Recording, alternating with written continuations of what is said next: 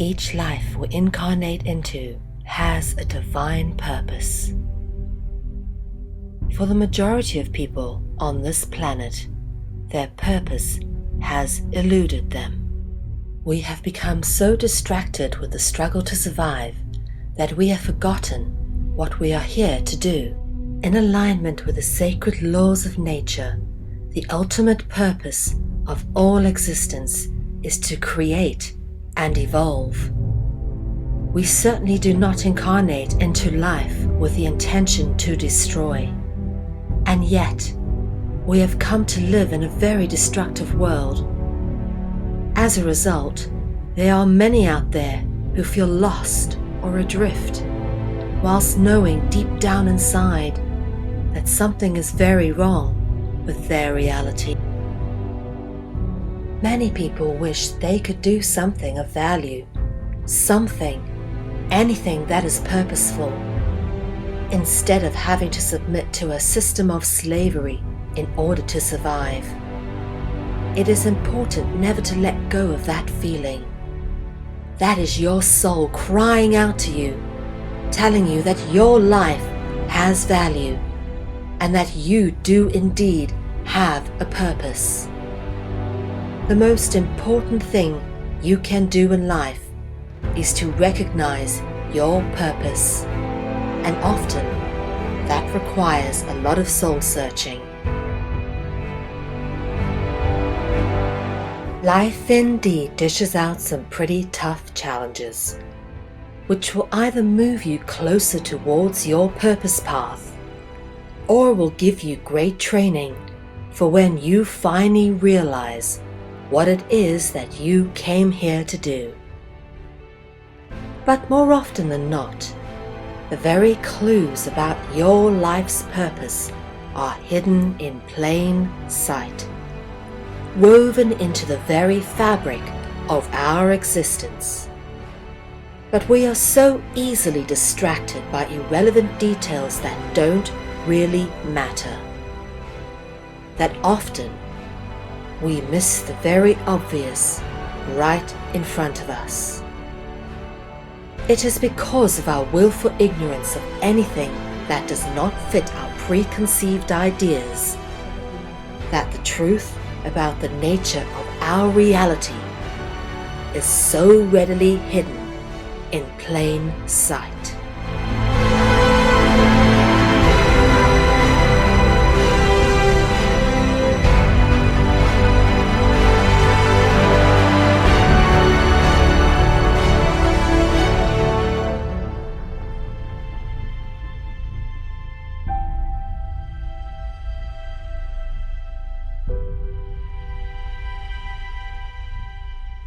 This is a very deep and personal journey, which has come to be expressed in many aspects throughout my life. This is not just an attempt to retell a bunch of research and pass it off as my own, for I am very grateful and openly acknowledge all the many wonderful people that I have been given the opportunity to work with and to learn from in order to get to the point where I've come to know what I now know.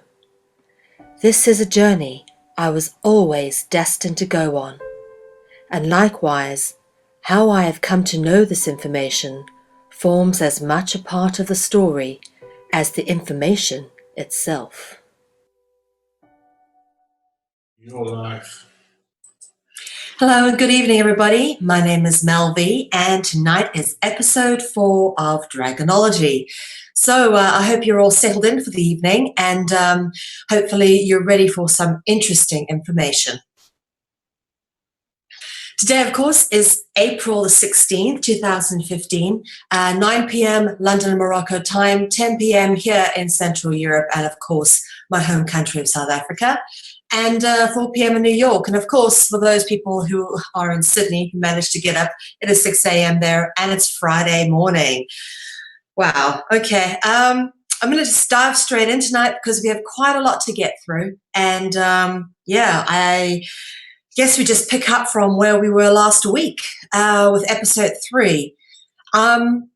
Last week, we really got tucked into culture and cult culture and the root of all culture. And We're going to continue a bit with that this evening. And just to pick up on last week's meme, which is the fact that all is rooted in dragonology.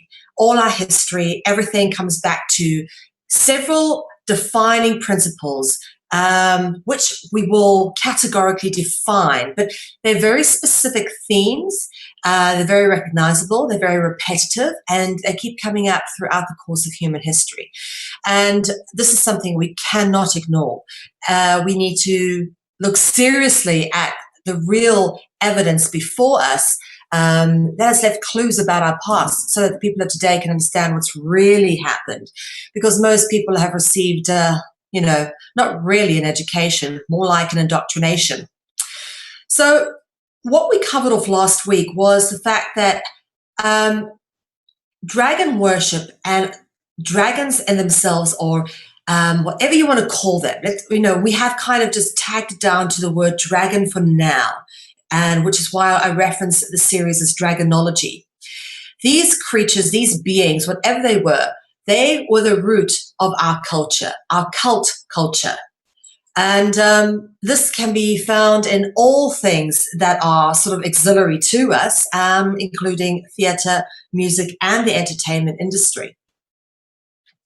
So what our aim is through the course of Dragonology, and this is an ongoing theme through what we're doing, but specifically today, and the reason I haven't laid this out previously is because I didn't want to give anybody the idea that we had a specific end goal direction. Rather, I just wanted to lay the evidence out and let people see where it was going. But of course, there is an aim, and the aim of this particular series, particularly this episode, is to demonstrate that all culture is indeed cult culture, and that all cults are linked by their common origin, which is dragon worship. And popular culture is in fact controlled by dragons or dragon cults. And just a little bit of revision so that we can tie together what we've been through the last 3 episodes in terms of what we learned of the etymology, because we're going to be covering this off again tonight and having a look at a number of these themes which keep recurring. And why it is important to keep recognizing the themes is because once you start to understand the template, it becomes easy to apply to the words as you go through. And then you don't need me to tell you or give you my interpretation of meanings. You're able to actually pick them out for yourselves as you decode the language. So starting from my favorite one, which is the one we use most commonly, which is the or root, which you will find, of course, coming up in various sequences and combinations. But that transliterates into orf with a PH. That was the phi sound, which was actually done as a circle with a line through it. So orf, and then offy, and the I transliterates into the E and the Y sound, as is common with many vowel sounds. They transliterate into each other, as I shall demonstrate in the next sequence. We spoke a bit about the Kolu root last week, and in fact the week before, being the root of column, Columbus, Columbia, Kulu, Kula, the root of Dracula, Kala, and Kali, all the same dragon root. And then the next sequence of root words pertaining to serpentine or dragon etymology, of course, is the Pala, Para, Pio root, which of course is the roots of words such as paradise, parade, palace, and pharaoh. Then, of course, there's the Spiro root, and Spiro means dragon, and Spiro is the root of spirit, as in ghost or alcoholic spirits, spiral, and spy, as in I spy with my little eye, or perhaps espionage. Both fit the category. Phantom obviously comes from the root word fein. Fein, of course, is a god that we shall discuss a bit more tonight. We have gone through this particular god in previous Dragonology episodes, so fein should not be new to you guys. But fein transliterates into the word pane, as in window pane. And we shall get into the significance of windows, panes, and glass as we get into this night's episode. Then, of course, we have the jins, initially spelled with a D-J-E-N. It transliterates into D-J-I-N, and then just jin with a J, gene, genie, genius, and then the Hebrew version of genius is geoni, and then, of course, Genesis, which is the beginning, and then you've got the word origin, which also means something to do with the beginning, right? Like the Genesis, and you've got the or root and the gin root in there. Very important, of course, and then gin, like the spirit, is an alcoholic spirit. Then we've got the next line and sequence of words, which we look at God, which transliterates into good. Again, that transliterates into goat, ghost, host, go, and gone, as in dragon. And then we've got Atha, which transliterates into A-V-E, other or other. And then we've got the E, which again transliterates into the A. And of course, the double A transliterates into the double E.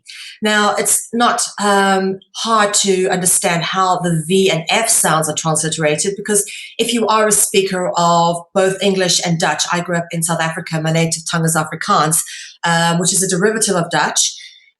You'll know that the V sound is actually an F sound. You say the V in Dutch and in Afrikaans as a F, not a V sound. That the V sound is an English language sound. So F and V are transliterated commonly to those who are both speakers of English and Dutch. It's very understandable.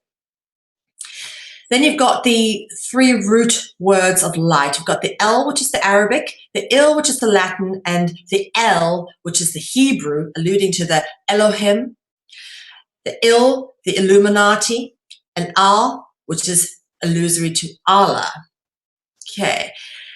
And then we have the Basileus, which of course is an ancient Greek and Latin word for king. And that is most similar or cognitive with the word basilisk, which is known as the king of snakes. And the term most similar, I have not found another word closer to the word basilisk than obelisk. And obelisk forms a little bit of the material that we'll be covering off tonight. So just picking up a bit from where we finished off last week, starting with a bit of music, a few more clues that I picked up while I was researching this. I couldn't help throwing it in. And since we did cover off musical culture last week, I thought I'd put these little clues in because they really do enrich the material and only give more evidence as to what I've been saying about the roots of music, the effects of music, and the controllers of music. So music, all sound has vibrational frequency that has an effect on the environment. If anyone is unfamiliar with the science of cymatics, Google it, cymatics with a CY, and see for yourself the amazing designs that form when different sound frequencies are played over various particles. And you can actually see they form, creative designs depending on what sound frequency goes through them. And this is very much demonstrated with the work of Masaru Emoto, who I had the great pleasure of meeting. I think it was back in 2009. And unfortunately, I didn't get to interview him because he only spoke Japanese. But he was the one who's introduced this idea of the fact that sound and vibrational frequencies actually have an effect on the shape of water and how water actually forms in terms of the messages it carries and what that actually looks like visually. So absolutely, sound has an effect on the environment. For example, heavy rock music would form different shaped ice crystals to perhaps classical music. And this is very clearly demonstrated in Masaru Emoto's experiments. So sound frequency is an aspect of the creative generative principle of all creation. Destructive sounds show unhealthy destructive images and formations of patterns. And of course, the ones that are generative, that are creative, they obviously produce a more harmonious and beautiful pattern. The manipulation of sound and frequency means the manipulation of reality, quite literally. Sound, light, and energy are inextricably linked. If you can control those, you can control everything about the world. Etymology of music. The word music is rooted in the concept of the muses. And we covered off the muses at the end of last week's Dragonology when we talked about inspiration. The muses are said, you talk about, oh, that's such and such is my muse, such and such is your inspiration. But there's a little bit more going on here than just inspiration. If you understand anything to do with the Faustian pacts and how people contract with other beings from other worlds, perhaps reptilian, perhaps dragon, whatever you want to call them, for promises of talent and fame, well, this is really what the muse concept is really all about. The story has sort of taken on different allegories as it's sort of been passed down through time, but ultimately it comes back to the same theme. And in fact, the original meaning of music quite literally means art of the muses. And the muses were said to be the daughters of Zeus.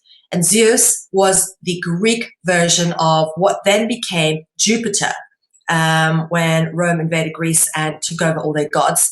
And then obviously Jupiter then became Saint Peter when Roman pantheism was replaced with Roman monotheism. And of course, there were 9 muses who were the daughters of Jupiter, and that becomes important as we go through. We touched a bit on the importance of the 9 dragon, sons of the dragon, which is prevalent in Chinese mythology. And this 9 theme continues. They love the number 9. Let's look at the etymology of the word melody. Now, this was interesting, obviously very similar to my own name. So I've been looking into the root of the word Mel for some time. And the word Mel actually means dark or black. And this is evident in words such as melanoma, melanin, melanosis, or caramel. And let me explain that one. The process of caramelization, if you talk about you caramelize a sugar, it's a process of darkening. And that's what melanosis means. It means a process of going black or darkening. Now, melanin is a dark skin pigment which protects us from the sun, and that's what forms in freckles. That's what gives you your tan when you go into the sun. And melanoma is a dark-colored skin cancer. And that, basically all proves the fact that mel quite literally refers to dark or black. Okay, and that becomes important when we go into the Melazine stories, which we'll do in another Dragonology. But yes, that's where the word caramel gets its meaning from, because it is the darkening of milk. Cara actually refers to the milk quality. In fact, a Khan milk refers to buttermilk in Dutch, and that's the C-A-R root you've got there. So that refers to the milk part, and the mel is actually the darkening part. So when you make if you can make caramels, quite literally cooking cream and sugar together, and they darken to get that beautiful dark brown color. Okay, before I get too hungry, I'll move on to the next bit of melody, and it's ode, O-D. Ode means song. We talked about last week tragody, which means tregos, and ode, which basically means goat song. It's the same here. Mel means dark, ode means song. So melody quite literally means dark song. So when you talk about, you compose a melody, you sing a melody. And to be honest with you, that is the most commonly used term when referring to a melody, is, and literally translates to dark song. Interesting. We spoke a lot last week about the function of the chorus within Greek theatre. And in terms of music, we're going to talk about what a chorus actually is. Now, the chorus is normally a partner song where you'd sing a couple of verses and then you'd sing the chorus, which is a set of verses. You sing a different verse and then the chorus is repeated. And this is the common structure. In fact, there are very few songs, pop songs or other, that are written and are not in this format with a choral part. And this seems to be almost like an instituted structure to songs. And funny enough, this instituted structure of songs, which seems to pop up in every single song that gets released, is called strophic form. No jokes. You've got the serpent root word in here, ophi. For those who've been following along, you'll know how significant that is. You cannot make this stuff up, folks. So basically, a verse repeating in a song is known as strophic form and references the repetition of a chorus, which is the format of most modern songs. So what is the purpose of repeating? Repetition of sound, be it the repetition of verse, words, or, for example, the chorus, and chorus as well has a serpent root word in it, reinforces the spell and prolongs the vibrational frequency and heightens the intensity and potentially the impact, the potency, and the power. So tying into the themes of culture, we've basically touched on a little bit of from where we were last week, and we're now going to be moving forward just a little bit onto some of our other themes. Some of the other cultural aspects that I'm going to cover off tonight, which are absolutely essential to get your head around, to understand how they are pretty much all rooted or controlled at the very least by the serpentine aspect. All there, a lot of it locking down that Ophidian vibration through ritualism, through symbolism, through covert allegory. So obviously, cultural aspects include art, sculpture, architecture, and sport. And it's not a far stretch of the imagination to say whoever controls the images in terms of media, be it painting, sculpture, art, whatever, whoever controls the images controls the culture. And before computers, TV, and before cinemas and satellite, art, sculpture, and architecture were used to reinforce controlling mechanisms in society. Many have symbolically represented aspects of dragon worship.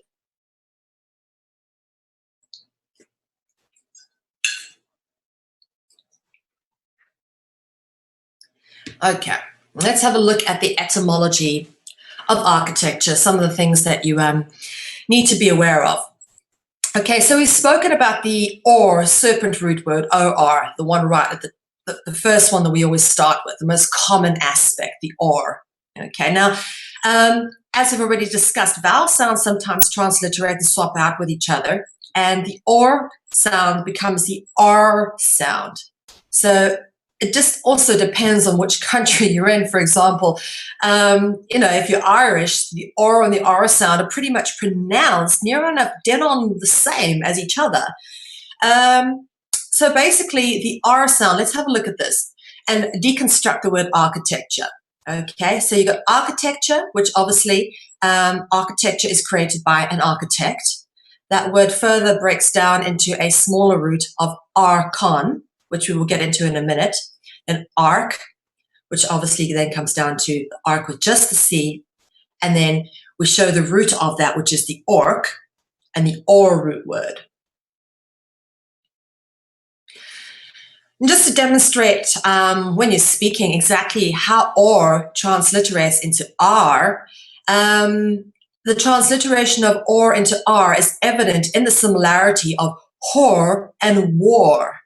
Do they not sound the same? Whore and war. You couldn't tell the difference between the two. Just because they're written or symbolically represented differently doesn't mean the sound is different. And remember, sound is living. Written word is dead. And we've gone through that when we were talking about how we use stamps and seals and embossing to raise dead word, to actually give it life by raising it.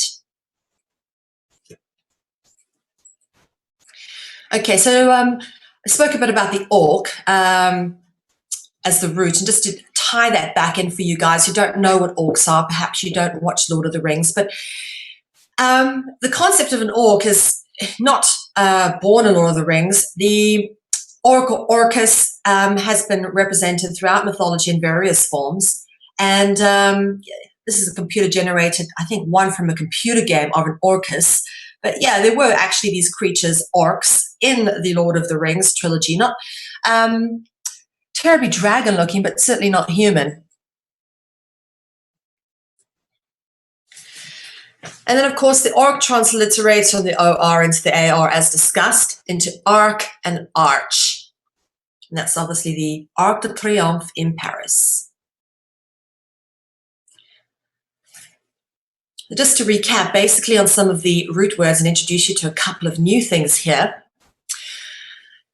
We've already covered the theme in previous Dragonology lectures about the fact that dragons, gods, and royalty are inextricably linked to each other. And this is evident when you start to do the work of deconstructing the root word etymology. And I'll just take you through a few basic ones here, just as an example. Pala, para, and pure, which are a triad of root words, which I consider to be serpentine or dragon etymology. Pala, obviously root word of palace, which is where royalty lives. Para, for example, pharaoh, comes from this root. Basileus, being the Greek or Latin word for king, and basilisk, being the king of serpents. We also spoke as well about the and theoi. The is the gods, like theology or theosophy. There's various, many roots actually. Thesaurus for the word the, and theoi obviously just being the plural. Then here are the two that we're going to talk a little bit about today. Raja, Regus, and Rex. Now, Rex is the Latin word for king. You talk about Tyrannosaurus Rex. Regus, I think, is Greek. But Raja is what you call the Maharaja, the Indian king, the equivalent of the Indian king or the Sultan or whatever you want, the title of the ruler or the royalty, Raja. Okay, we'll get into that in a second.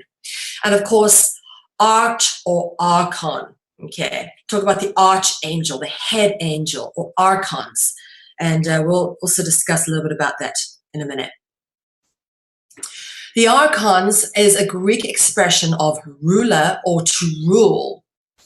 So that is where you hear a lot about this in our so-called circles of conspiracy and research, the archons, and it originates with the Greek concept of the rulers or to rule. And the rulers and royalty were inextricably linked to dragons, or in fact were of the dragon bloodline, Porphyrogenitus or purple-born, which is again why, of course, we reference everything to do with the dragons in purple, just in case anyone didn't know. So archon provides the root word for monarch and anarchy. Okay. And then polyarchy. And of course, Noam Chomsky said, America is not a democracy, it's a polyarchy. And for those of you who will be around this Sunday, I think it's the 19th, we have the New Earth Nation doing a symposium at 12 midnight on Sunday evening, and Noam Chomsky will be at the symposium live talking to us, someone I hugely admire, so do tune in for that, guys. All right, we spoke about the 9, how important the 9 is, and here we go. The archons, there are 9 archons of Athens. There are 9 ring lords that were enslaved to the Dark Lord Sauron and became the ring wraiths. Okay, again, a concept of selling your soul and being enslaved to the devil. 9 muses, the inspiration, the people that you would potentially contract with for fame and fortune. 9 sons of the dragon, supposedly seated the emperors of China. And of course, 9 archons of Athens, supposedly the daughters of Zeus, the most primordial or top god of the Greek pantheon. So the dragons love the number 9. Interesting. Okay, and of course, taking you to a little bit about the Maharaja, if I can just get my mouse to work. There we go. The Maharaja.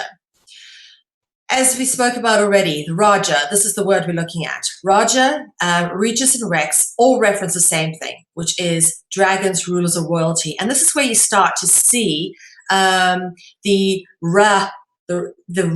R-A-G of dragon, okay, coming into effect here, because it's not a far stretch for anyone who knows a couple of different languages to understand just how J and G transliterate into each other. In fact, even in language, I beg your pardon, even in English, the J and the G sometimes take on the same J sound. G is not always said as the hard G.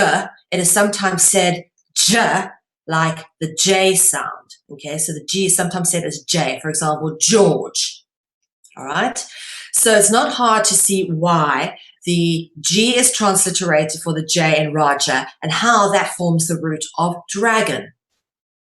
Interesting. Okay, moving on to the etymology and meaning of architect and the words associated with it. Architect quite simply means master builder, director of works, which is cognizant with the concept of God or creator. And we spoke a lot about this over the last few weeks with regards to how the Ophidian vibration is locked down, particularly in architecture with the use of very specific things, which you see coming up again and again. These guys don't seem to deviate off a very specific set of architectural designs. And, you know, it's amazing to see how many buildings actually look almost identical. The same columns, the same arches, the same domes. Oh, more stained glass windows, another obelisk. Oh, checkered tiles on the floor, lovely. So what does that all mean? Okay, well, let's start with arches. Arches or arcs, you know, McDonald's has the golden arcs, are common features in churches, temples, and other sacred places, and not terribly easy to make, mind you, folks. It was the Romans who perfected the art of arch making by creating what they called a keystone, which is a little wedge-shaped stone, which is slightly bigger than all the others, and it's kind of jammed into place to kind of push all the others into place as well. And in fact, this keystone technique of building arches was so successful that they actually arches are some of the longest standing structures, some of the aqueducts and whatnot made with arches, because of how strong that keystone structure of architecture actually is. So for big buildings, lots of weight, lots of masonry and stonework, arches were a natural choice for strength, but also for their symbolic expression. Some people say they represent the female generative principle or the vagina. That could be true. This is the inside of Roslyn Chapel, and I have mentioned before that I have in fact been to this place. It's incredibly beautiful and a little eerie, but if you notice some of the incredibly beautifully carved stone masonry they've got going on in this church, it's just the most phenomenal place to think. These were all carved by hand. And of course, you've got the apprentice pillar at the back here in a lovely spiral. We'll get on to spirals in a minute. Arches and columns are inextricably linked. Where you see arches, you will normally find columns, okay? And they do provide a lot of strength to structures by channeling the weight of the building down onto particularly strong marble or granite, which is a very, very hard stone. So this is actually, apart from the symbolic significance, structurally helps keep this church up. This is, in fact, the interior of the Hagia Sophia, which has got columns taken from so many older different temples, and there are very few of them that are actually, you don't find it. They're all kind of, you find maybe four the same, and then a whole bunch of different ones, but it was made up of a number of different temples, and in fact, one earlier than it stood on its place, and it has in fact been rebuilt. And looted and rebuilt and changed from a Catholic cathedral into a mosque and then into a museum. And anyway, the arches and columns are prevalent in churches, temples, palaces, and official buildings and other sacred places. And you start to see these spirals turning up, the Fibonacci sequence spirals turning up on the top of columns in what we call the Ionic style capitals. And Greek architecture basically came in three styles, and these three styles were determined by the types of columns that were used, in particular, what kind of capitals were placed on top of them. As I said, these are called Ionic. There were two other styles, both with serpent root words in them. One was a Doric style, it's got the OR root word, and the other one was the Corinthian style, also with the OR root word.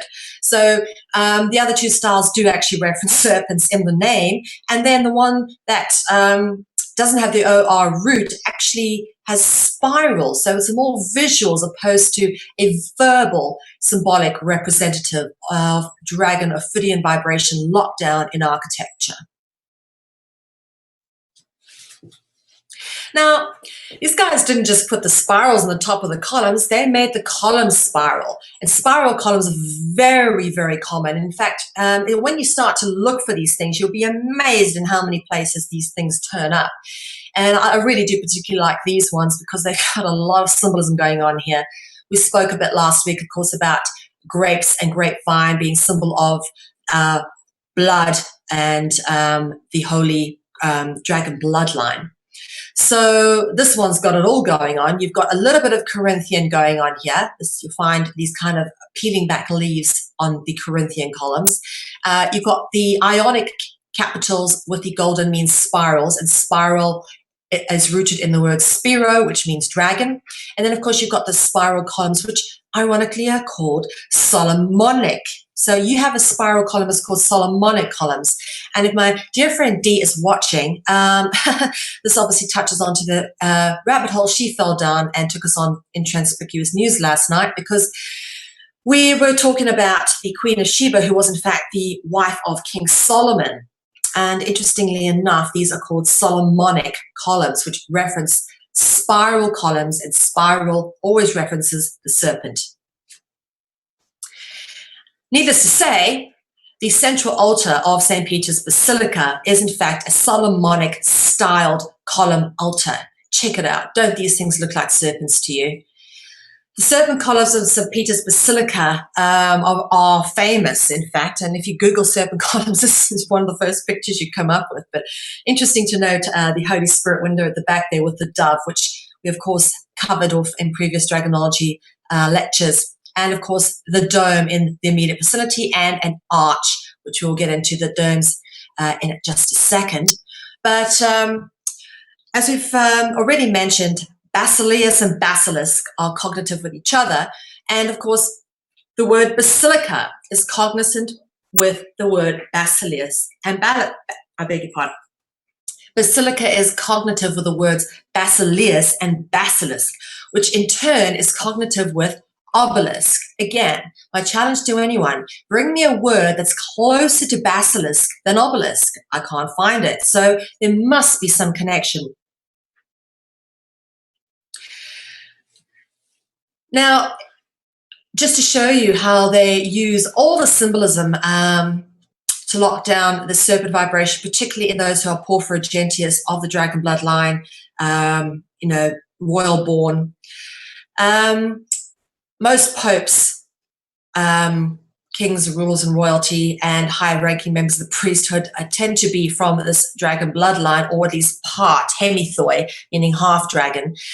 And this is the tomb of Pope Alexander VII and contains key symbolic architectural aspects symbolic of the dragon, including the arch, as we can see here, the dome, and the columns. These are Corinthian-style columns over here. Okay. So you can see they lock it down with several different means: arch, dome, and column. Normally inextricably linked. Again, we're back inside the Hagia Sophia, one of my most favorite cathedrals in the whole world. There's so much going on in this beautiful place. I'd really love to go back there someday. But it truly does have one of the most spectacular domes. It's all the light pours in here, and it makes it look like this dome is actually floating on a disc of light. And you can imagine this is an incredibly difficult structure to get right, particularly considering how old this thing is. To have windows in the domes itself is quite an architectural feat, to be perfectly honest with you. You can imagine how much weight is coming down on these guys here. They'd have to be pretty strong to hold that all up. But it's an amazing structure, truly worthwhile taking a look if you ever get to Istanbul. And obviously, domes has significance too, and it's taken from the Greek root word domath, which means, I beg your pardon, which is also the root of dominate and domination, and of course, domesticate, which is another word for enslave, and doom. So architecture and symbolism. All right, let's take a look at this. The same symbolic indicators turn up in all religions and their associated sacred places. ultimately linking all religions to a common root of dragon worship. And of course, just across the way, and it's literally not even a 5-minute, not even a 2-minute walk. You go from the Hagia Sophia, you cross over a big quad, and you're in the vicinity of the Blue Mosque, which in fact is a building that's somehow even more spectacular than the Hagia Sophia. There are the most incredible domes. This whole thing is just literally domes on the inside, but a little bit more modern. This is only 500 years old, whereas the Hagia Sophia is at least 2,000 years old. But this is an amazing building. And in fact, out of the two, it's probably the one that I enjoy visiting the most. Spoke about earlier, checkered floors. This is the St. Paul's Cathedral, which is just east of the City of London, the banking heart or the banking district of London that controls the global financial aspects from its heart there. And St. Paul's, obviously, you can see it's got a sun symbol in the middle over here, but all around it, tessellated floors, black and white tiles. And that's very common. Sometimes you found them put up on the walls in churches, like a little data rail with a couple of checkered tiles, tessellated floors. And these are hugely symbolic. And these tessellated floors come up again and again in Masonic temples, all sorts. And basically, what is very interesting about this is they really do quite clearly and symbolically illustrate the Jesuit meme of black is white and white is black.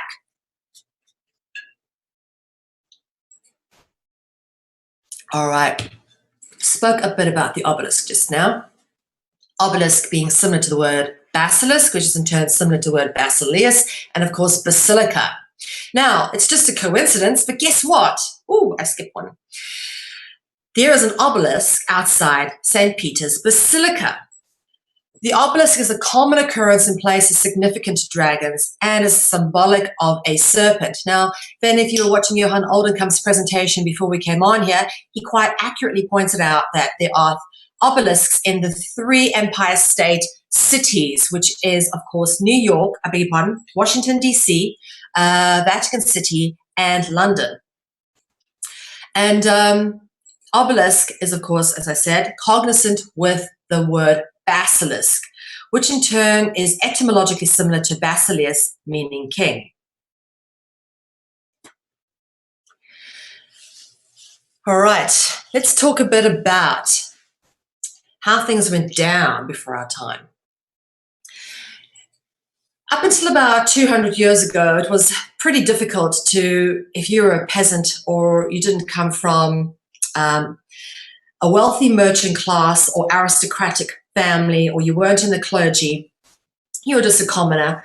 It was pretty difficult to get anywhere. In fact, even trades were very protected. It's not just a secret occult knowledge. There were trade guilds set up, and they were, in their time, pretty much like exclusive secret societies, keeping the secrets of particular trades within those particular guilds. And in certain cities, only people who were members of these guilds could practice those particular trades. So it's not unlike a secret society or a close fraternal organization. So guilds, secret societies, and Freemasonry are inextricably linked, because Freemasonry was effectively a trade guild, okay, for stonemasons who all got endowed with the secrets of occult knowledge and symbolism.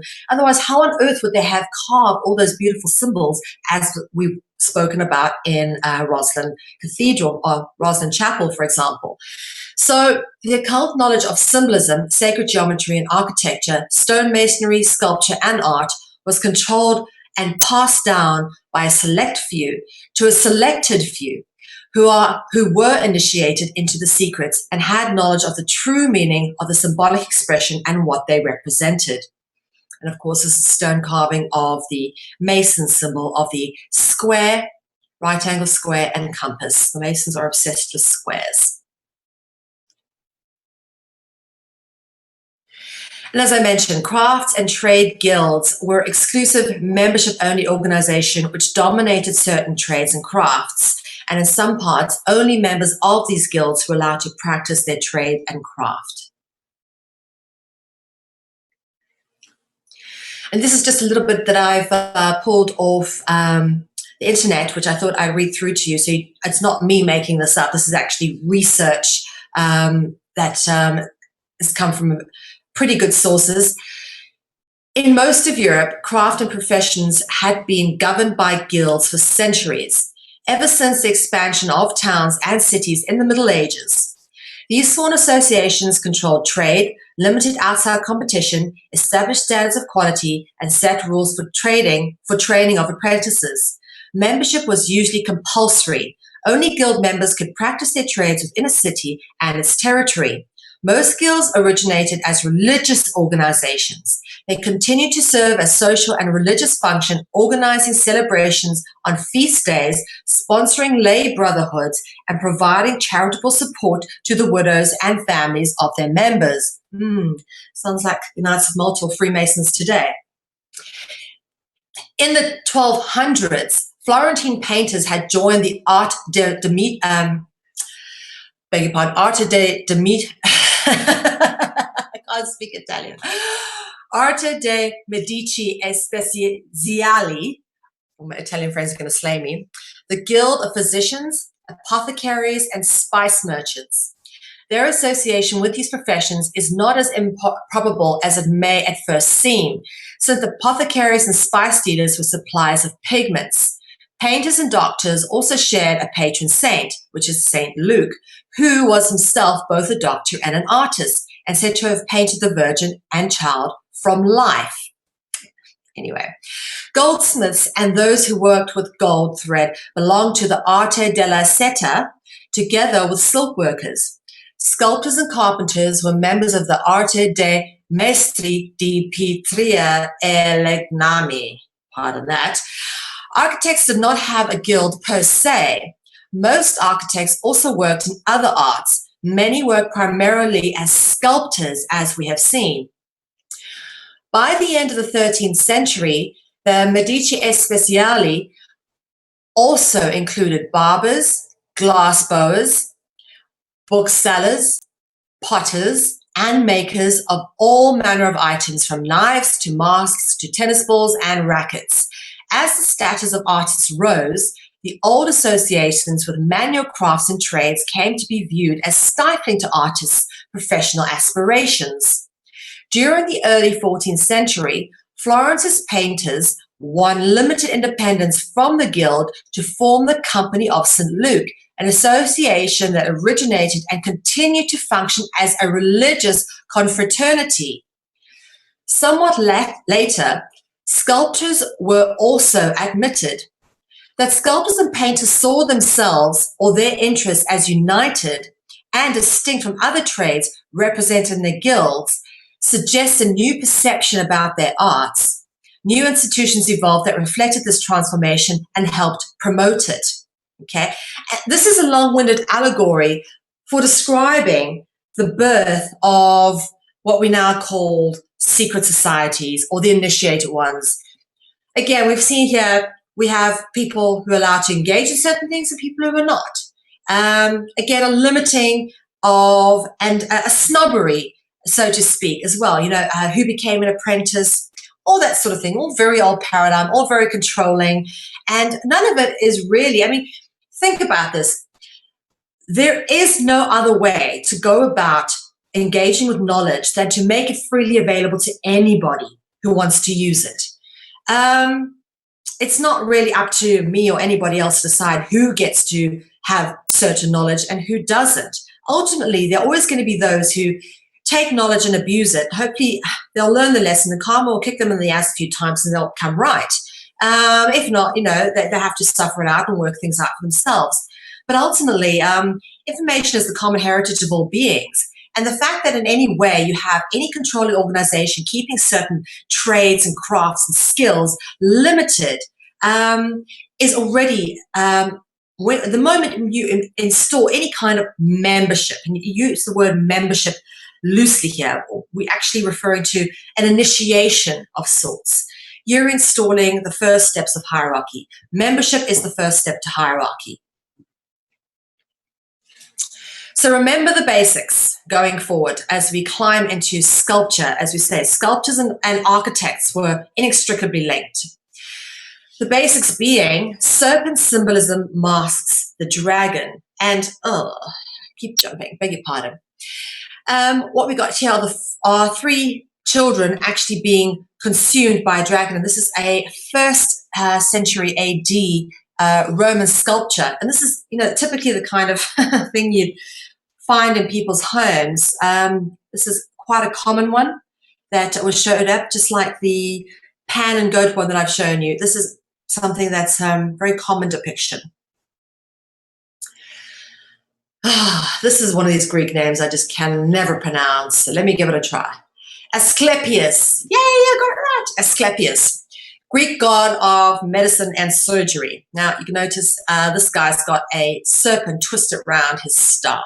And this is the origins of what then became Hermes, which carried the caduceus, which, of course, is the spiraling winged serpents. Notice all the serpent allegory here. Now, what's interesting to notice about Hermes, I think Hermes later did transliterate into the god Mars under the Romans. Hermes is often depicted with wings on his head, either Mars or Eros, but Eros is also Cupid. They do kind of all interlink into each other as they've been rebranded through time. But notice the wings on the head, and sometimes they even had wings on their feet and were referred to as serpentipedis or dragon-footed. Now you start to notice a common template and symbolic allegory coming through, and symbolic merging of various templatic or common themes. Here we have the spiraling serpents similar to the caduceus around what looks like a mother goddess figure. That's a feminine figure coming out of an egg. But look, we have wings, and is that the crown of liberty? Or perhaps solar rays, or representative of an aureola or a halo. All these things are absolutely part of serpent symbolism and allegory. Again, we see the serpent spiraling around the body when you go to look at the god Phanes, and of course coming out of the cosmic egg, which is also represented as going around him, depicting all 12 signs of the zodiac. And of course, you can see the wings over there on Phanes. And Phane, of course, is a very important root, the root of phantom, and pane as a window pane, and we'll get into that one as we go through this. And of course, we've spoken about this. This is one of the very first depictions I showed you in the first episode of Dragonology. Why we have called this series Dragonology and not mythology is because we do not want to limit the idea people can have of this particular genre of information by relegating it to one era in history that is controlled by the Romans, who in fact pretty much still control everything today, or so they think. Anyway, this is a very, very unique depiction of Mithra. And notice how similar Mithra and Phanes actually are, except in this lovely depiction of Mithra, you have a dragon or lion-looking face. And don't forget, the lion is also just more allegory and symbolism of the sun. The lion is a sun symbol, and the sun symbols mask the dragon. And of course, again, you've got them standing either on the moon or on a cosmic egg, or emerging out of a cosmic egg. And again, here, more carvings. Have a look at this, guys. What you've got here, we've spoken about this before. The frieze on the altar of the Pergamon, which is stuck in Berlin. You can thank Hitler for bringing all this lovely artifacts out of Germany into the Holy Roman Empire and sticking it in Berlin. But you've got a lot of this sort of thing going on here where you see these legs are actually serpenty, snake-type, windy things. Very clear depiction over here with scales on. The legs are becoming serpent tails.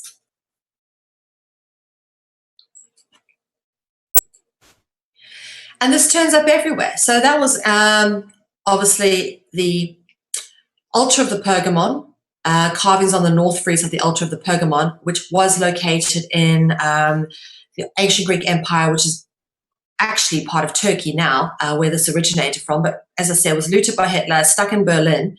So that's where that came from. And then the other corner of the world, which South America, you've got more of the serpent and dragon symbolism being, I mean, a lot of effort goes into making these things. Look at that, carved in. You've got scales.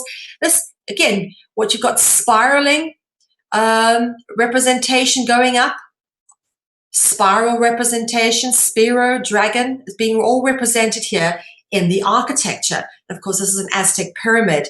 And so it said the Kukulkan or Quetzalcoatl would come down these steps, and Quetzalcoatl or Kukulkan, the plumed or feathered serpent, the dragons of the Mesoamericans.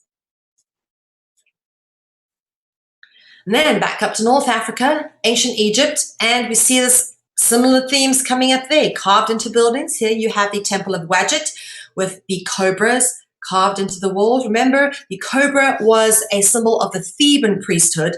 The Amun priests at Thebes commonly used the golden cobra as their symbol.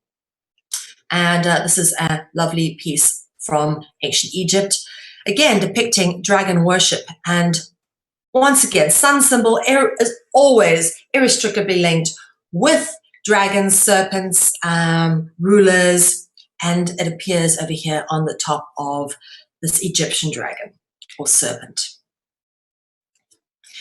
Okay, into the Proto-Indo-Indonesian, India sort of way of things, and we have what we call the Naga, and the Na of Naga forms the cognitive root of snake. You have the Na in the word snake.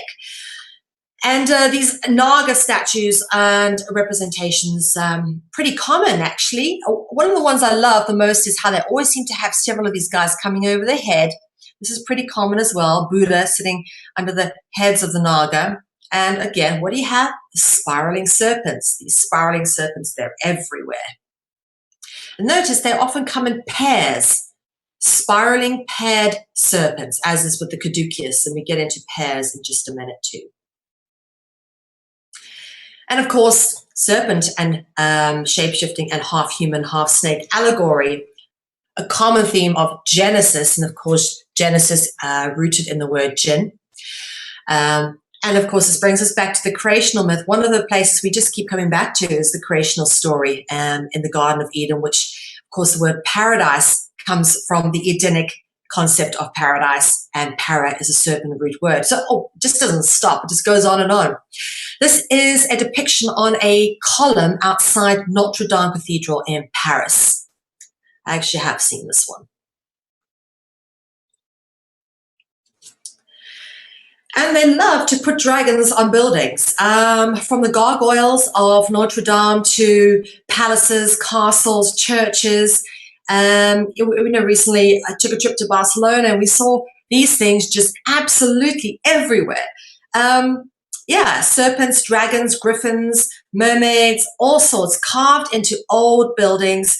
And, there again, to either lock down the Ophidian vibration or be some serpent allegory of the domination of the dragons, which rule and control our cult culture. Dragon statues are absolutely everywhere. You can find them in probably every major city that you go to. From London, this is the Basilisk of Basel. This is the Shield of Basel. And this is the emblem of Basel with a spiral. Interesting. So just to give you an idea of how this themes and symbolism carries through and ties everything together. What's interesting to note about all of this is it takes a lot of effort to make up these various sculptures. How would these artists or sculptors or architects or carvers know what to carve or what to create if these creatures did not exist? How did they have knowledge of these creatures or what they even looked like? I'm an artist, and one of the things that I've often tried to paint mermaids, and it's because these things you don't see them commonly, that you don't actually know if what you're painting is accurate or not. Now, I'm a stickler for accuracy. That's truth movement really is about trying to be as accurate or as close to the truth as possible. That's really what it's all about. And and trying to paint something accurately or depict or sculpt something accurately when you don't really know what you're creating. It's almost impossible to do. These people must know what they're creating, what it looks like, and then how did they get that knowledge? Interesting. This is where we move on to art. And of course, it's already discussed the AR being serpentine root etymology, so depicted in purple. Many famous artists and sculptors were secret society initiates, endowed with sacred knowledge about dragons. The various symbolic representations that mask the existence of the dragon, including numerical codes and clues, are all hidden within various artworks of bygone artists. For these initiates, fame after death is secured. Now, let's go and have a little look here at some of these people. We start with Lucas Cranach the Elder. He was considered the most successful and famous German painter of all time. And of course, Germany is pretty much the very heart of the Holy Roman Empire, apart from Rome and Switzerland. And it still very much is, actually, probably the most Catholic country on earth. But basically, Lucas Cranach the Elder was a German Renaissance painter and printmaker, and he used to do these prints and make them from woodcuts and engravings, which is incredibly difficult to do, but he was phenomenally good at it. He was incredibly talented. Lucas Cranach the Elder was a court painter to the electors of Saxony from 1504. Now, just to give you an idea, Saxony was actually a territory or a state of the Holy Roman Empire. From 1508, Cranach only signed his work with a winged serpent wearing a crown and carrying a ruby ring. You can see it over here, very interestingly depicted. And pretty much always the same depiction. Now, when you stop signing your name and you put the symbol of a crown-wearing dragon, and we keep coming back to things like Lord of the Rings, carrying a ruby ring, red, the symbol of blood. You know, there's a lot of things to look at here. Okay, it's a lot of allegory going on. But why sign with a dragon? Why stop signing your name? And perhaps that was the secret code of what he really was inside. Perhaps something had taken him over. Perhaps that's what gave him his power, what he'd contracted with. Or perhaps he knew the true secret of what controlled this world and, you know, they wanted their symbols on it.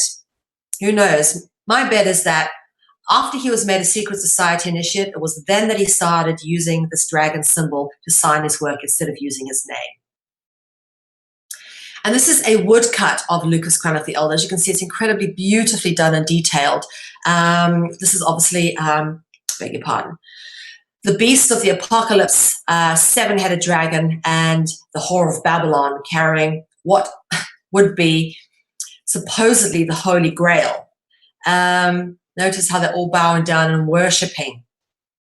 Okay, now that is interesting allegory because you don't see that. Why are these people, kings, on their knees worshipping the seven-headed dragon and the whore of Babylon carrying the Holy Grail? Now, from last week's Dragonology, remember the Holy Grail is symbolic of the dragon bloodline.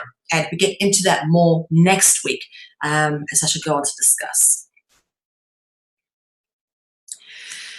Lucas Cranach sure was talented. This is an incredible piece of work. Remarkable detail, the Last Judgment. And actually, this is meant to depict Martin Luther.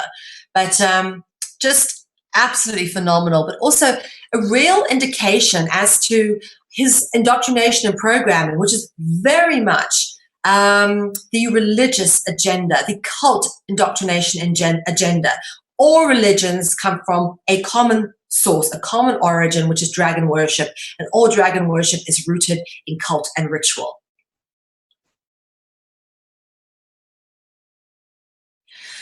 This little painting has a hell of a lot going on if you've got a bit of time to spend looking at it. Again, some very interesting themes. Look, we've got these guys, skeletons, a crucifixion going on. Interesting to notice the INRI, I-N-R-I, I'll go on to talk about what INRI means when I go on to talk about the Jesuits in another Dragonology lecture. But the fact that that is included on the top means that this is a depiction specifically designed for the Roman Catholic Church. You don't find the INRI on the top of any cross that isn't controlled by the Roman Catholic Church. Any religion, any Christianic sect that is controlled by the Roman Catholic Church will be the ones that have the INRI on top. And by that I also mean the Anglican Church, which if you look it up on Wikipedia is in fact controlled by the Catholic Church. Lots of interesting symbols in here. First, we've got a loose cross of St. George, which, as I said, often turns up in these kind of depictions. A dragon over here. Let's see how many serpent allegories we can pick up. Got a little dragon being slain here with the cross of St. George. So, we don't know if that's St. George because that's Christ, so that could be St. George. And saints are often depicted with halos. There's a halo there. Over here, we have what looks like Adam and Eve with a serpent in the tree. Okay. And then, not content with having St. George and the dragon, Adam and Eve and the serpent in the tree, we have, guess what, the third place that it most commonly comes up, which is the brazen serpent story, the serpent upon the cross. You can make that out in the background there. And we went over that last week, exactly what the story of the brazen serpent is all about. And if you were listening to the lecture before this one, Johann Oldenkamp was talking about Thutmose III, who was one of the most powerful rulers in Egypt. He was actually known as Moses. And the brazen serpent story is irrevocably and irrestrictably linked with Moses. And, of course, pharaohs were normally of the dragon bloodline. So, again, a lot going on here. And, of course, Lucas Cranach's signature of the dragon, little dragon, you can check it out just over there. You can just barely make it out. And there's the wing. You see there's the ruby ring in its mouth and a tiny dot of a crown on top. Another interesting depiction of Lucas Cranach the Elder. We actually did visit upon this one, I think it was last week, when we were talking about the para root word being the root of paradise. Here, don't know what that is in the sky, whether that looks like the face of God, the all-seeing eye, perhaps eye in the sky. But interesting to notice here, again, a depiction of Adam and Eve, forbidden fruit tree, and a half-human, half-serpent being. That, for me, is the most telling over here. All right, moving on a bit from Lucas Cranach onto Michelangelo, who was an Italian painter, sculptor, architect, poet, and engineer of the High Renaissance, and who exerted unparalleled influence over the development of Western art.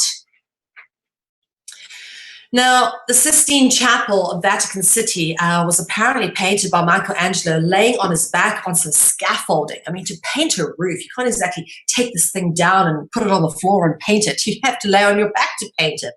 I think it took him something like 26 years to finish the whole thing, an extortionately long period of time.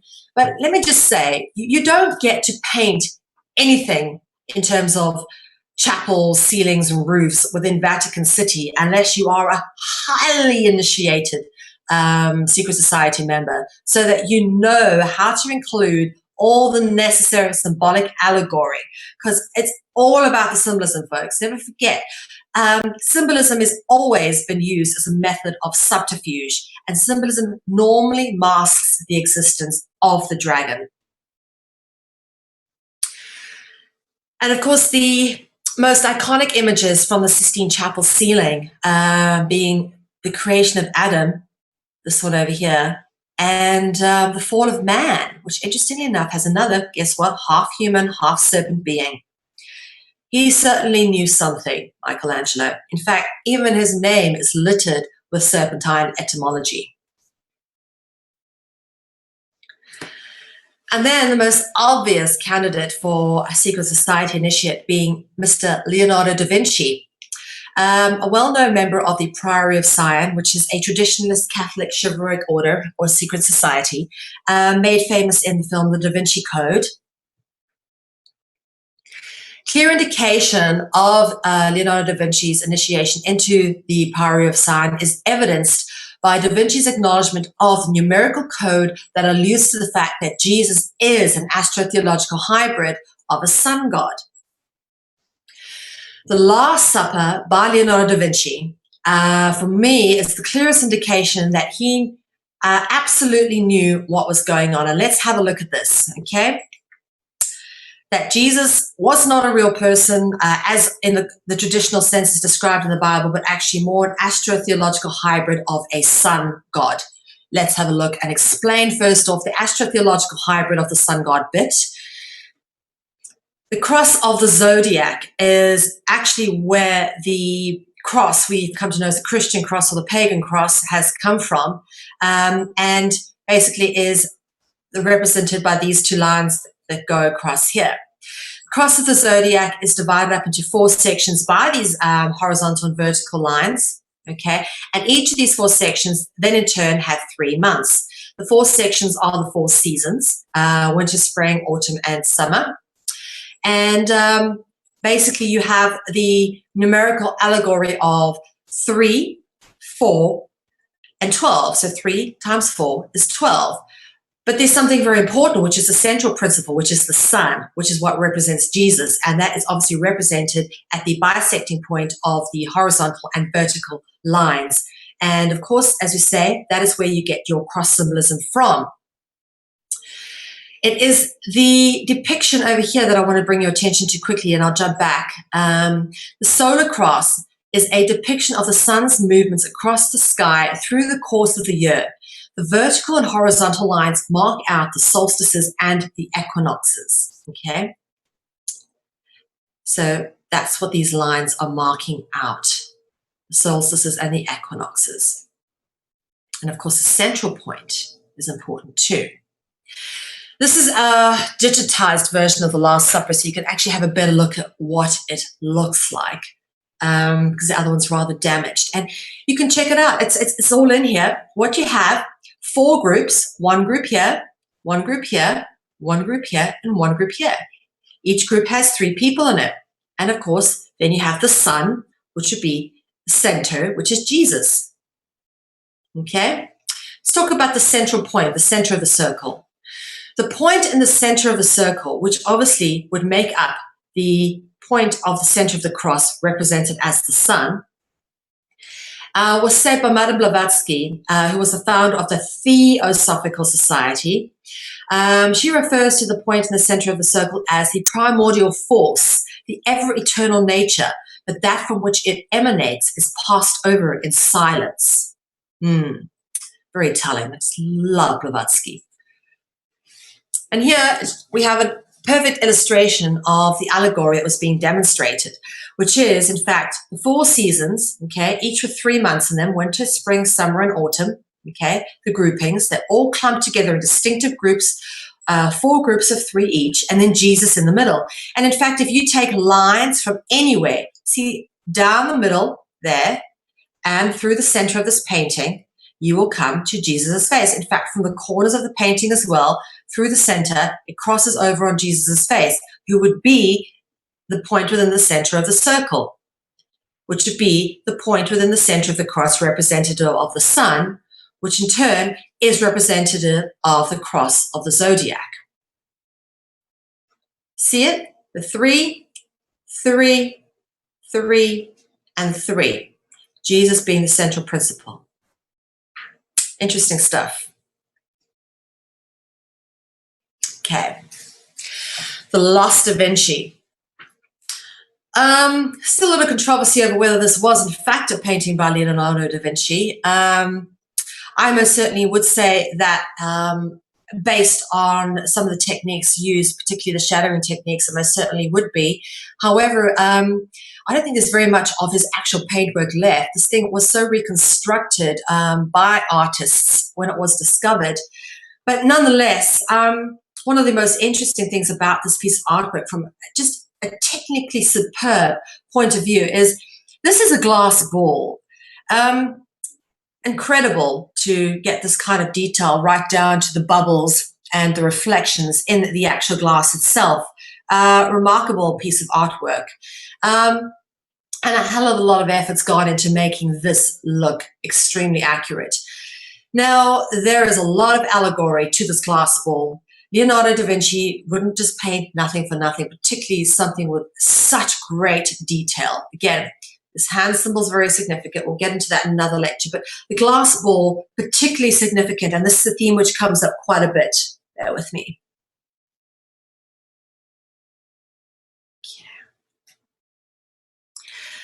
Stained glass windows. Now, notice as well here, same hand signals, and we have what? Another orb, a glass.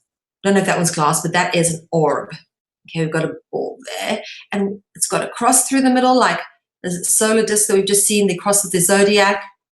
So these symbols start turning up everywhere.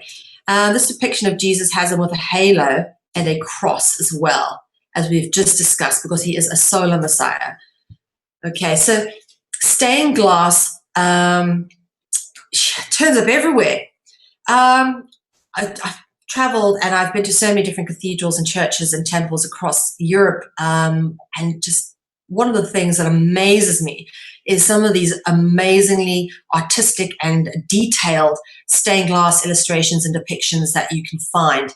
And I want to bring your attention to some of the etymology associated with this, because again, this is the archaeology etymology we are dissecting here tonight. That's the primary theme we're going through here. And of course, we spoke about fane being the root word of phantom. All right. We talk about stained glass or a window pane. The word pane is etymologically similar to fane, the root of phantom. And the glass symbol is extremely significant. As you said, we've got the glass turning up here in the Losh da Vinci, the root of window pane being similar to fane, and of course glass is supposedly see-through, or quality of what you would imagine a spirit or phantom to be like, if you can make your mind stretch to that cognitive allegory. And then of course the glass symbol. The story of Cinderella is hugely symbolic of the requirement for the Porphyrogenitus bloodline to marry within the dragon bloodline. An example of this is the expression, if the shoe fits, wear it. So for example, if you have the right bloodline to marry the prince, marry him. That's what they're saying by that. And this is an incredibly interesting story to go through. And you start to learn that in these stories regarding dragons, there's sometimes talisman, like Arthur's story has got the story of the sword. Thor has his hammer. In Cinderella, it's the glass slippers. That thing which defines each person as Porphyrogenitus, purple-born of the dragon bloodline, eligible to marry into the royal ruling class. And I'll get a bit more into the Cinderella stuff in next week's Dragonology, when we start climbing into children's stories and fairy tales a bit more, because that gets extremely interesting. Even fairy tale, fable, all these words are etymologically linked to the dragon, and we'll show you that when we go there next week.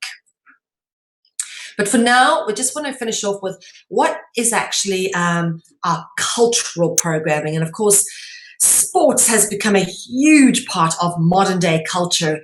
In fact, right from the Olympians and the Olympic Games, which were very much ritualistic in ancient Greece and very much a homage to the gods, sport nowadays is very much the same. The ritual of ball sport is a ritual basically because it contains rules and ritual practices. What defines a ritual is anything done at a specific place at a specific time for a specific purpose. That is what defines a ritual, and that is what ball sport does. And very much like all rituals, there are very distinctive rules and themes that have to be done ritualistically and over again. And this, of course, interweaves into the very fabric of reality. And the more you do it, the more it ingrains itself and the more impact it has on the nature of reality by locking down that Ophidian vibration. According to Wikipedia, there are over 140 different types of ball sport. I counted them myself. Let's have a look. Baseball. Baseball is more ritual than it is sport. which is clearly evidenced in the numerology. First off, it's also evidenced in the fact that these players have to stand on Masonic squares, pretty much stationary for most of the game, apart from when they have to run from square to square. But again, it's got the same sort of imagery going on. And the numerology being all multiples or divisibles of 9. For example, 3 times 3, you got 3 strikes, 3 and you're out, 9 fielding positions, 9 innings, 27, which is 9 times 3, 27 out per game, and 9 times 9, 81 home games, 81 games on the road. And this is quite literally the format of professional baseball. And there are so many professional baseballers who were Freemasons, who are Freemasons. Everyone from Babe Ruth to Joe DiMaggio, who married MK Ultra mind-controlled slave Marilyn Monroe. And it's very clear in the evidence as to why we can clearly lay baseball as designed by Freemasons or after Freemasonry. Check it out. I mean, what looks like tessellated grass almost, but the design of the pitch is pretty much not unlike the Masonic square and compass. And then, of course, football. The Football Association was founded on the 26th of October, 1863 at the Freemasons' Arms in London, according to 33rd degree Freemason Christopher L. Haddock. And this is also not very difficult to work out. There's a lot of symbolic allegory again in the numbers and the uniforms and the ritualistic nature of football. And the cult obsession that exists today, for me, is a good indication of just how unhealthy cults are. And this is very much evidenced by things like football hooliganism.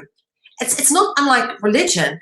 You know, you have, for example, 2 different opposing religions who would, go fight each other, but ultimately they're both serving the same negative entity, because all religions are linked to a common root, which is dragon worship.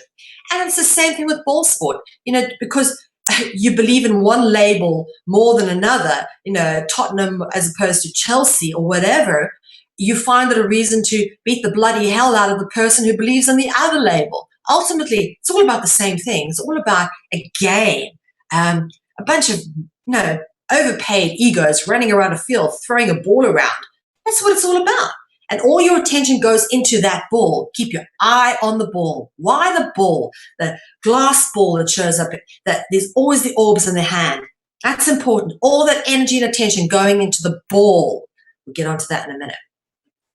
Dragons and balls. Now, I'm sure anyone who's been to a Chinese restaurant or at least seen these dog or dragon-like depictions, dog or lion-like depictions of dragons. I've actually seen one of these outside a Chinese restaurant. They're normally standing on a ball of some sort. This is a pretty common depiction of dragons standing on a ball, much like a football player. And then, of course, there is the obsession with dragons and dragon pearls or dragon balls. In fact, we spoke last week about the 9-dragon wall in China, outside the Imperial Palace, or inside the Imperial Palace Gardens in China, in Beijing. And each of the 9 dragons has its own ball. It's represented on the 9-dragon wall. And there is a beautiful, beautiful allegorical Chinese legend that arose from the dragon pearl, about a boy who found a pearl which brought him riches. And then when someone tried to take it from him, he swallowed the pearl and then became a dragon and became the guardian of the river and all of that. But again, there's a lot of allegory there, perhaps to do with gaining knowledge through a Faustian pact. Dragons are always depicted with balls. There's so many depictions of them, clutching balls, going after balls, about to seize the ball. Very common. Just cannot get away from it. And I'll get back to the ball thing in a minute. I just want to get on, explain a little bit about sport and games. Okay, now gaming is also a method of programming, a programming of competitiveness. Competitiveness within a society breeds an idea of scarcity and lack. Okay, any games which has a principle of beating, winning, or highest score, as is the case of football and baseball, all of that is completely predatory. It's a completely contra to an organic, healthy society. And chess is a perfect example of a board game which was specifically developed to demonstrate symbolically and allegorically hierarchy and enslavement whilst mimicking battle, conflict, and war. Game pieces take up positions on Masonic squares, which are tessellated, just like the Falls of St. Paul. And of course, Monopoly. It doesn't take a lot to explain this one. Loved this game when I was a kid, and absolutely designed to fuel greed and materialism in children. You know, all that fake Monopoly money. I used to think I felt rich. I'm real. It's real. I own all these streets. Look at me. You know, and for a moment you think you're king of the world. And, you know, problem is some people begin to really enjoy that egoic feeling and you know, take it for real. And then, of course, Scrabble, which is a word game, and always come back to words and languages because, of course, words and language and speaking and spelling inextricably linked with dragons. A board game played on Masonic squares, okay? The object is to spell out words to acquire the most numerical value. So you're working with letters and words, which are in themselves symbolic allegory, all right? And they're on squares. And then you place these things on squares. Again, all very Masonic. And again, all these games follow a common principle of the highest score wins.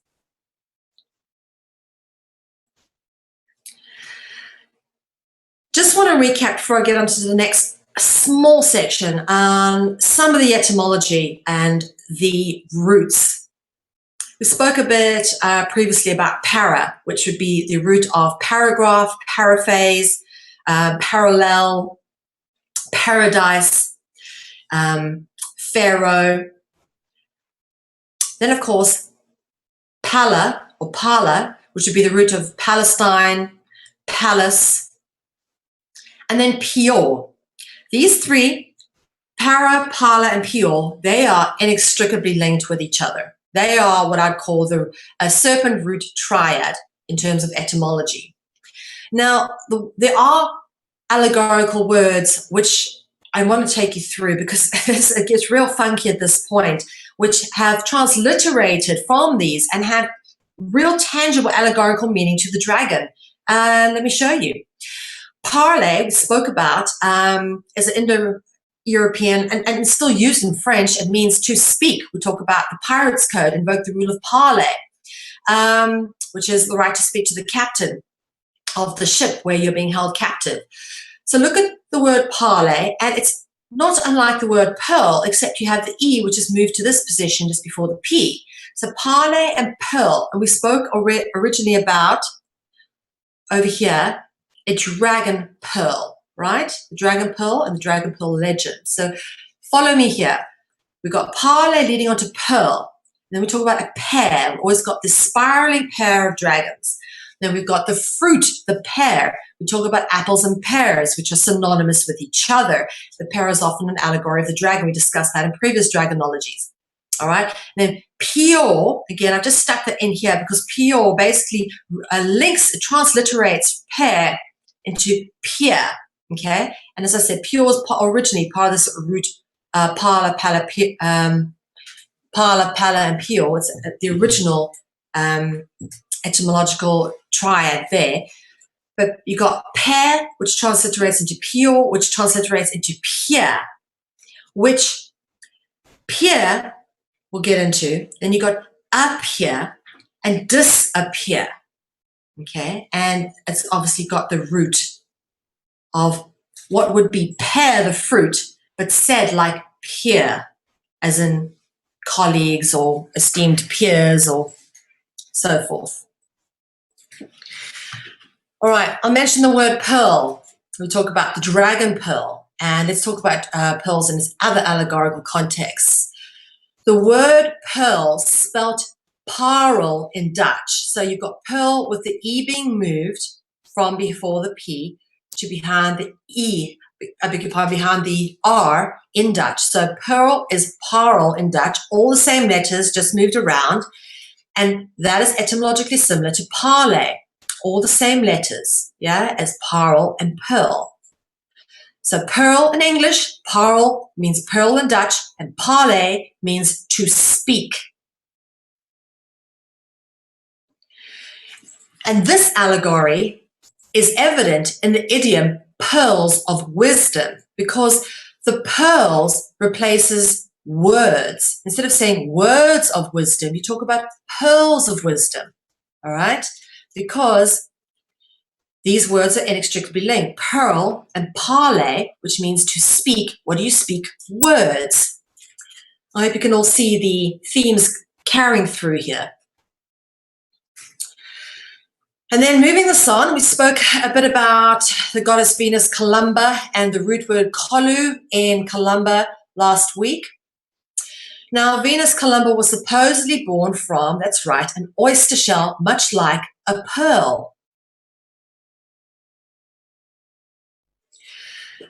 Now, the word ball is very similar to Baal, okay? Now, Baal Peor, actually, we spoke about the word Peor. Baal Peor was actually an ancient Canaanite god to whom everybody would sacrifice their babies and everybody worshipped. In fact, there's still a place in Lebanon called Baal Peor.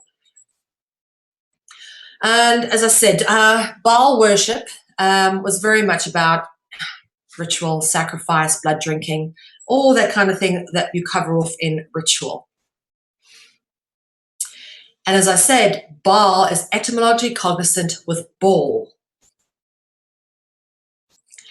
And Pierre, etymologically cognizant with pure, all right, that we got here, pure, etymologically cognizant with Pierre, and Pierre means to look inquisitively. And the concept of to look inquisitively is cognizant with the concept of to spy. To spy on somebody is to look inquisitively at them, okay, actively watching someone, like a watcher, okay. Oculus means eye, and from oculus we get the word occult, which means hidden, presumably hidden from sight, which again references the eye. So we've got Pierre, which would be to look with the eye inquisitively, cognizant with spy, which is the root of spiro, okay, that comes out the root of spiro, which again references spy, which is to look inquisitively, references the watchers who watch us inquisitively, which brings you to the eye theme of oculus and occult. As you see, we've pretty much come around full circle. And to bring you to the last little bit of very, very interesting, this just gets more and more interesting as you go along. We spoke a little bit about the key themes of metamorphosis and disappearance, or theophania. Metamorphosis, obviously the ability to change from a human form or a dragon form into another form and then back again, a physical shapeshift or shape change. That was the one theme. And then there was the other theme of a physical shapeshift, a shape change to a being doesn't change to another shape being, but actually disincarnates completely. So one minute they're there, the next minute they're not. So, or they're there. So they suddenly appear, or they can suddenly disappear. And we brought that concept down to something last few times that we've spoken in Dragonology as being the concept of the theophany. Okay, or theophania. So to appear or disappear is cognitive of the meaning of theophania, the root word the, and then phane, like phantom, okay, phantom, like ghost, which can either appear or disappear with the peer root word in it. So just like theophania has the serpentine root words the and phanon, the same actual meaning to appear or disappear, which is what the concept of theophania is, actually has a serpent root word in it too. All right? Think about that. It's hugely symbolically allegorical. And of course, we are finished. We're at the end. And I like to finish this with a little bit of humor. So, I couldn't resist it, but to mush some words together and see what we got. When you put Pio and Venus together, what do we get? Penis. With that, we have reached the end of episode 4 of Dragonology. Episode 5 is on the 23rd of April, 4 p.m. New York time, 9 p.m. London time, 10 p.m. Central European, South African time, and of course, it's on Friday, the 24th of April at 6 a.m. Sydney time for you folks in Australia. If you can get up that early, and if you have gotten up that early, I hope it's been worth it. Please do tune into some of our amazing content on Conscious Consumer Network. This is a live broadcasting channel that has been developed especially for the alternative media. It was set up from scratch by myself and my partner Biggie to create the kind of platform that we can put this kind of information out to people. So please do, guys, support for an independent media. Go to consciousconsumernetwork.tv and click on the red heart if you wish to pledge us some of your energetic currency. That would be great. Show some appreciation for the work that we do. We are trying to, at the moment, get the Encyclopedia of Dragons, the Dragonology Encyclopedia, actually covered off in terms of project costs. So if you are interested in seeing the series of Dragonology evolving into the amazing book that it has become and actually seeing that being put out to the public, feel free to contribute to that cause. It certainly is a worthy one. And that's it from me. I thank you, as always, for your time and attention. My name is Mel Ve, and it's been a pleasure being with you. We'll see you next week.